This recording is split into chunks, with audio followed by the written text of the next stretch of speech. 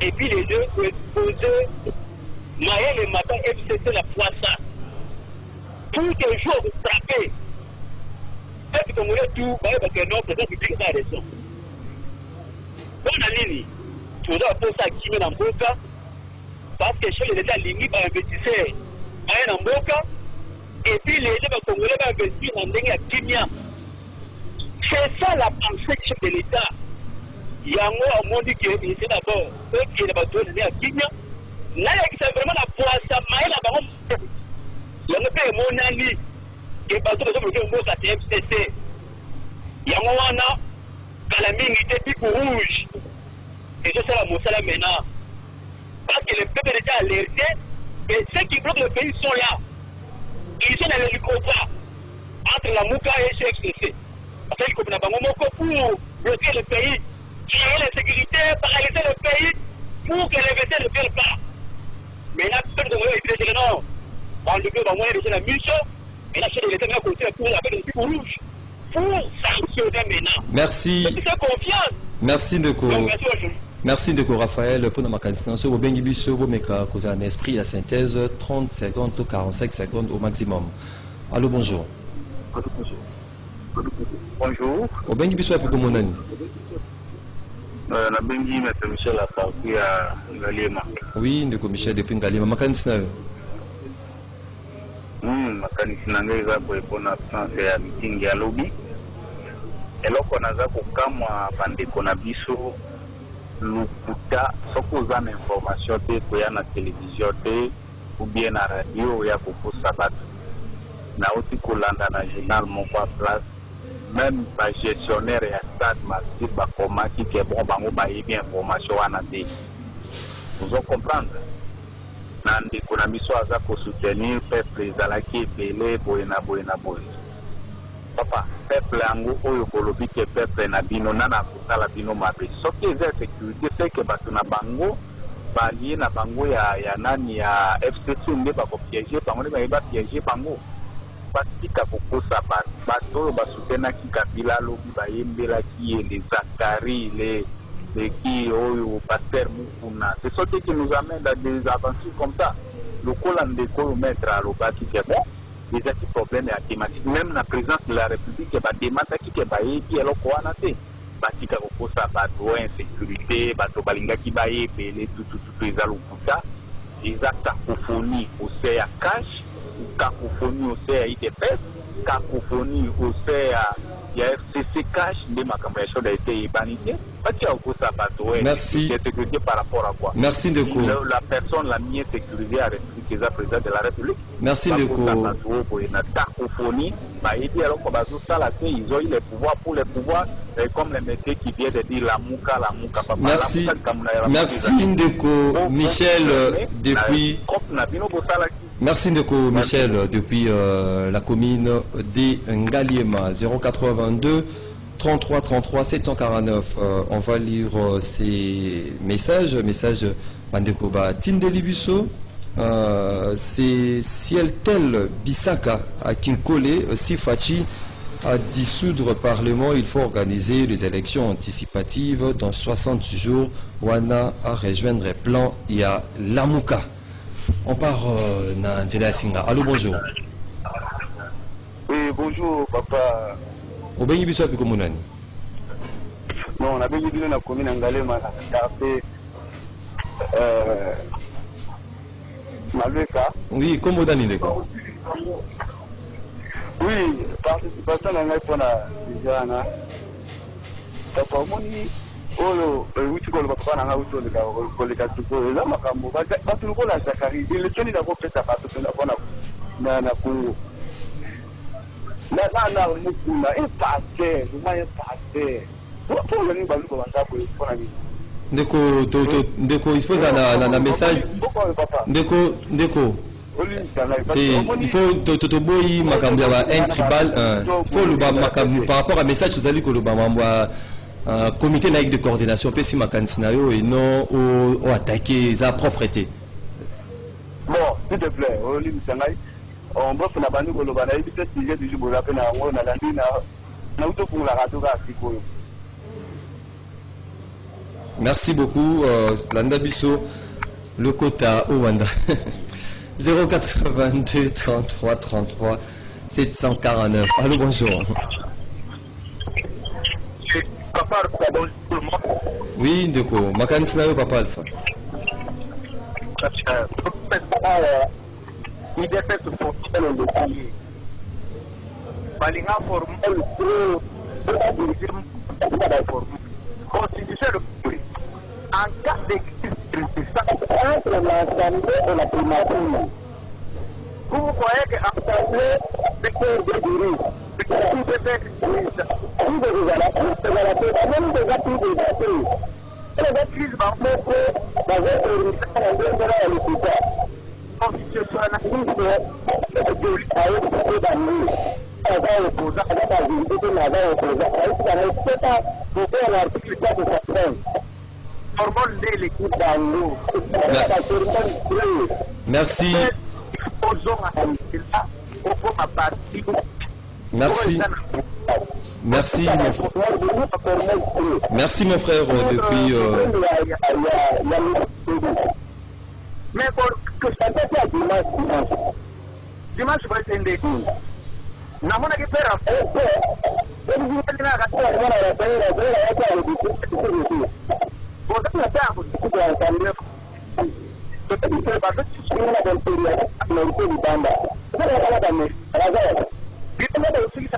Merci, merci mon frère depuis quelque part. Merci. Merci beaucoup, ingénieur Tozala Nayo ensemble parce que Baimbo Kasoki Bazali pour participer les cas 45 secondes. Allô, bonjour. Allô, bonjour.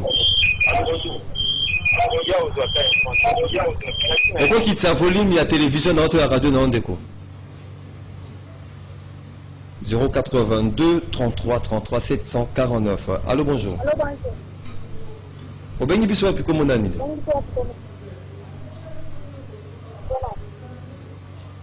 Toujours na nzela maître de l'Uroki ma kanisi ya ba imboka monsieur ba lobiete maramuzali blocage nezali entre FCC na cash maramwa stade ba lobi mo mutali communication probablement il y a communication des saliétés programme to meeting on est à la portée. Oui, j'insiste na koloba na changer malobate koloba ki ya problème ya thématique. C'est-à-dire le chef de l'État fala luba isa o tout yokai déjà. La campagne à Lubaï dans ma commune président cette discours et puis ils ont continué au Luba et ils ont dit madame il faut une certaine récupération à la communicateur va récupérer on a ce qu'on vulgariser au chef d'État Luba qui déjà nous devons plus permettre à ces chefs d'État à tellement les sous dans Luba sous il y a Luba qui déjà auto yoga qui sont les misa et on te lobby qui toujours quoi insister et puis il y a mon heureusement dans souka lobby qui année oyo ils ont une action donc ça dit on n'avait plus besoin de discours. Et dans la qui peut directeur à cabinet au Bakino, Bakolubana Bango Soudé, Bakono Saraki, ceux qui va sali, va inaugurer, d'ailleurs, chef de l'État, Nicolas Wagolem Bago inauguré. Le lot c'est l'année Yangwan. Mais si on l'a inauguré. Abano le masco ko inauguré, Babengina qui Sangani, Babengina qui PC, Babeng, Yenda ko le bacha na lembi, yob administrateur du territoire qui territoire wana songololo, ça la place nanga. Au monde on va faire administrateur du territoire biké, les représentants du chef de l'État, c'est l'administrateur du territoire de songololo. Pour la nina zo inauguré loko. Pour akwa ko limba, et le beso ningi yangwan. Mais oya ko discutaga ko lubaka parce que kinganja lobi. Les noms de nganga lobi qui attend ta peuple là. Vous ça pas peuple zo yogani. Peuple social qui tout parce que l'État zo répondre mabunda nini. Or là, na opikisa non. Depuis Kabino Abi, elle a franchi la ligne rouge. OK, constat to sali, constat ba to so basali. Mais to lobela ngo lisu na sens wana te. Si faut ko lobala ngo na sens moko, to kutinda ba na cadre institutionnel. Cadre où ils a dit cadre ya interinstitutionnel. Oyo ba ko permettre ba échanger. Mais on a dit déjà mabunda ko se kietete. So moni que c'est l'État lobby a posé acte moko oyo moni ki amala muté article 161. Il faut que na cour constitutionnelle on saisir parce qu'il y a pas de droit pour saisir. On sait l'interprétation autour de la cour constitutionnelle et peut-être dans le cadre de la requête. Parce que la réserve volontaire que lobby a été cachement bloqué et pas partenaire bon FCC. Pour le moment déjà. Le blocage des alliés. Ma casse mettre message assez na batu mingi IDPS bakana di babetanga batika obetanga. Parce que dans le bas dit que pour moi je considère que le chef de l'État ndenge abimaki chef de l'état ndenge wana azalaki na besoin taki kokangama na bato oyo baza déjà na majorité na bango na assemblée nationale et puis ya bango lolendo. Vous comprenez? Or, on peut se coaliser kaka sur aux makanisi moko, on peut se coaliser dans le sens où diriger ensemble parce que majorité a déclaré. On a des raisons pour s'en na baninga et puis il faut s'en na pena bato. Au monde est na France. Na France George nani Le Pen. Le Pen abimaki na moi vraie position. Mais ba mususu bake ko sangana contre Le Pen babi ke o wana to ko sangana na yete. Le ya ba mususu na vi ba bala ba ngote. Mais si vous avez un moto, vous avez un 100. Vous avez une personne. Et on doit dire que vous évitez le mariage contre la nature. Vous avez la gouvernement na bango. Quand vous avez le gouvernement na bango, article 91, et vous obligez de se concerter dans le chef de l'État. Ici, ce n'est pas le premier ministre qui doit se concerter, c'est le gouvernement. Et dans le gouvernement, le président et le conseil des ministres, c'est le président de la République. Parce que nous avons un système dualiste dans le pouvoir exécutif. Le président reste le président. Et en fait, la prérogative, c'est dans ce temps que la coalition n'a pas de la FCC. Mais il y a un kitoko. J'ai été copieusement injurié. Mais il y a une idée. Libata sosona libata maki yakati. C'est quoi vraiment besoin de mission? Babi na skits pe boma ki pe ko bima. Na libata sosona libata na skits. Donc en nom de Mouya biba boza bloquer na FCC. Et puis moi meeting wana na communication ils allaient été au lieu de ma sécurité to ma mususu. Bon, communication pesant na kati mais au monique ma sensibilisation ba lui a peut allaient été tout le monde a été. Batu balingaki baya ebele makasi biso ba ezaki rassemblement ya association ebele nde salema kiona ya ba sofati banga safati donc ezaki initiative ya présidenté donc ndenge mettre le bi peut-être que président le bi OK et utaki pa na été et uti et pas la population donc ba association na ezana ba membre ba sangana ba bi OK to organiser cadre tout cha président aloba en face pour à lobby ailleurs, à lobby partout, bah s'interroger, mais il y a ce cas bimika randa loba, mais ce cas zongia, bozo ba question d'être, ce cas zongia wa a commis na ende ou mususu alors ba bon, le quoi bobi kaso loba mingi libanda ayape a nakati beaucoup tana à lobby la bien. Donc problème mathématique et zangité président za toujours na loba et puis action ça ne veut pas dire exclure les discours. Les discours fait aussi partie de l'action. Maintenant biso to linto loba pona eloko il y a blocage. Au moins, le président Azaki n'approche naï. Abi, je donne la chance à tout le monde. Le président dit je suis prêt à travailler avec toute personne qui est sérieuse, qui voudrait à ce que les pays puissent avancer. Quels que soient vos regroupements politiques, quelles que soient vos appartenances idéologiques, bon, politiques, moi je suis prêt à travailler avec vous tant que vous vous alignez dans ma vision pour que les changements aient lieu. Donc il y a un cadre du président à 5 qui est en coalition, à Boyaki ko cohabitation, à Linga qui est en coalition, à Pessi chance na mutunios. Donc même na ba pays voisins. Donc après ça bon chance. Ça n'évolue pas, ça ne change pas. Il y a analogie à sortir à Israélite en Égypte. Et en Europe, les Israélites mettre aux allées écoute bien en Égypte a au même biso ni Moïse Nazaki visionnaire a que oui, j'ai reçu un message divin. Donc président Azan a vision, il a les bâtons. Donc, quiconque se mettra sur son chemin à frapper. Donc, bio rouge et ali bon. Donc, blocage wana ezelo comme qui persister te peuple à comprendre que le président peut qui chance na mutunyo so, mais au akolinga a abuser la chance wana mona on est faiblesse, ben il rencontrera stylo rouge. Ah bah monsieur Sanga maître Douli à opposition majorité les votés à centriste maître Douli. Bato kama mshina rambo. To comment mshina rambo mingi oh maramuiza bloqué makasi mbongo ezalité maramuiza nini mshina rambo ra. Ah mais ça rétropédalage. Kwa boya be kombwana. Tu vois mshina rambo. Kwa boya parce que so dali sur mshina rambo ça faut ba komo hotel Ethiopie moi no kombo Hitler. On te ko présidente. Mshina rambo parce que mshina rambo ça Babi Azali criminel moko na Nigeria après a bon moment après mais asala ba diga avant comme on a photo boyango qui parfois boyango.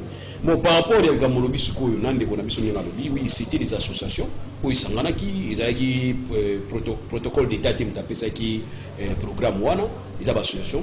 Voilà pourquoi on a Sengaki là que Mutunabiso Kabund a qui n'a parlement, a qui n'a assemblée, fallait Kabund a tiré na parti. Nga ilo na Sengara.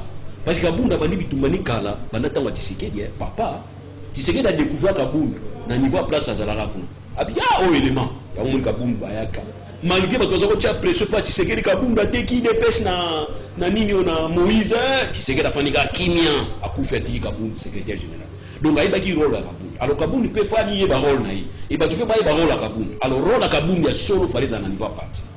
Pourquoi Kabund tanga opta qui est na vice-président. Même si il dit non maman on a belle raté. Sous ni maman je voyais. Mais on a belle raté. Kabund a belle raté. Qui on a belle raté. Il nous a mieux tenu. A belle raté. Mais on a Moussala 7h à minuit. Donc Azal concentré dans Moussala. Eza Mota Otiki là OK.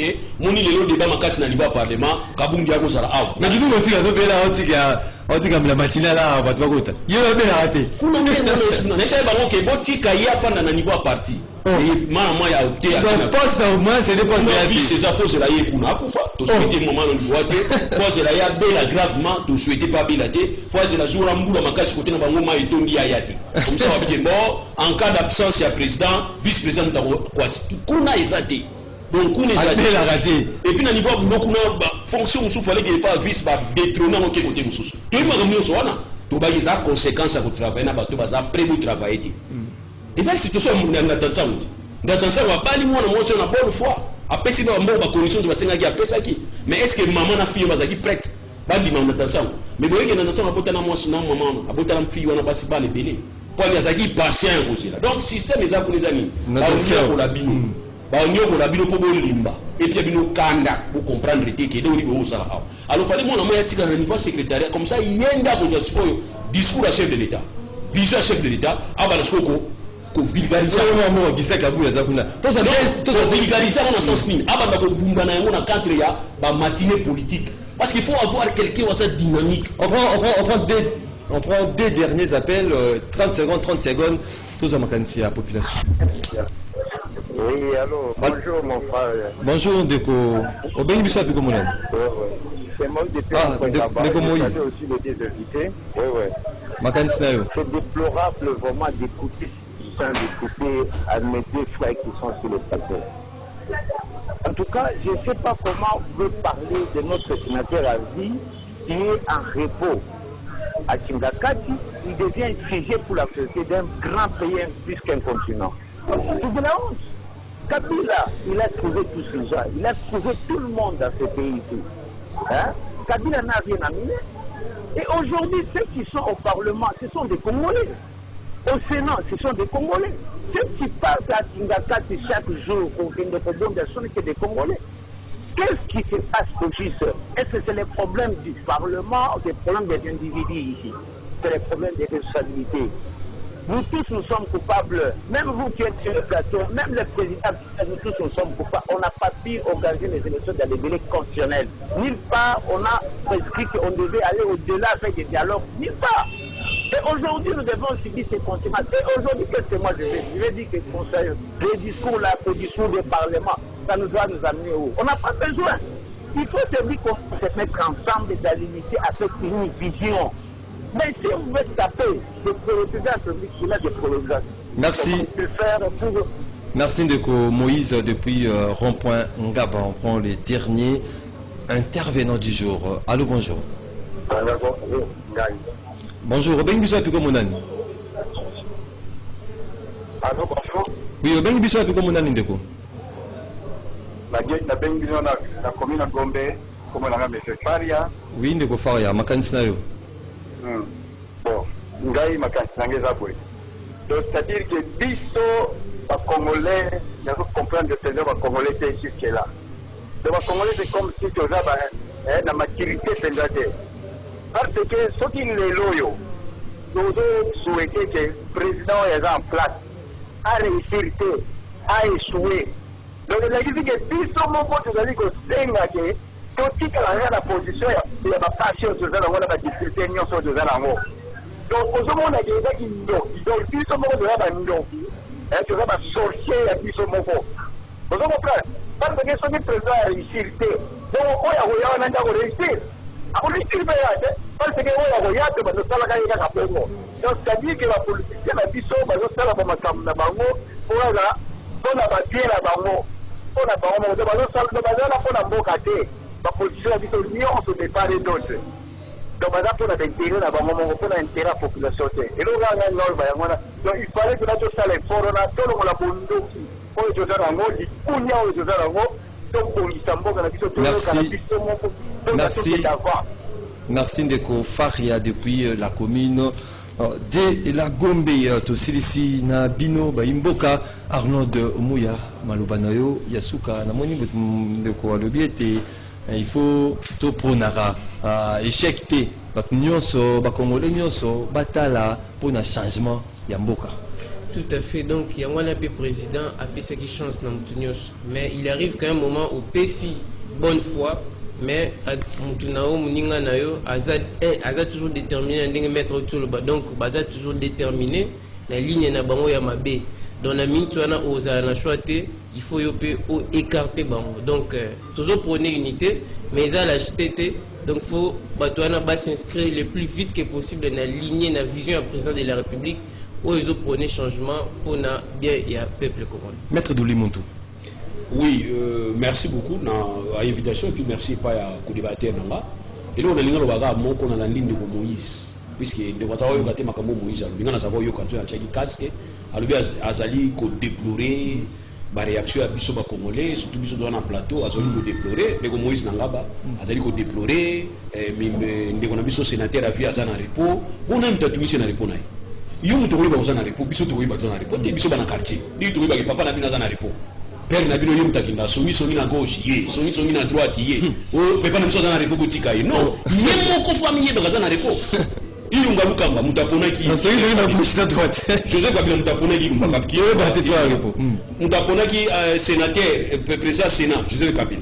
Mutapona ki présidente ya Assemblée nationale, Joseph Kabila. Mutapona ki ba ministre nyonso oyo mona ya FCC kuna, Joseph Kabila. Mutara pona ba mandataire ya nini ya ba entreprise publique Joseph Kabila. Donc ça dit ça n'a reporté.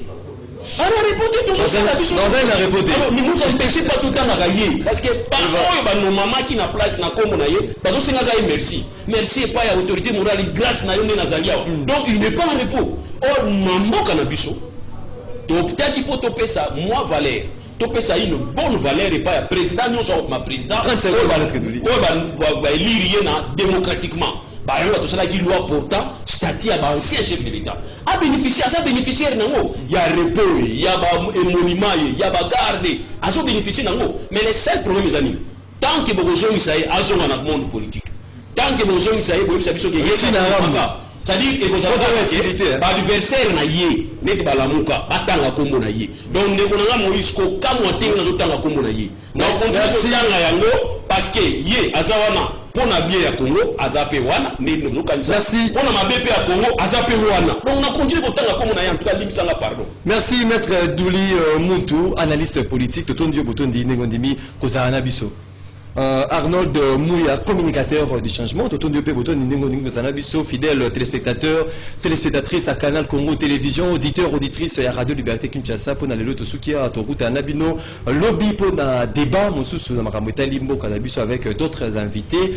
Émission qui est réalisée par Alain Kabongo au niveau télévision, et puis Stéphane Bandouzi na radio, Caméré Simbamaki, Nakarine Bébé production, assuré de des maîtres par Doudou. Thierry Hamilton, tout le monde lobby pour continuer débat na biso, Thomas na biso na rendez-vous des auditeurs.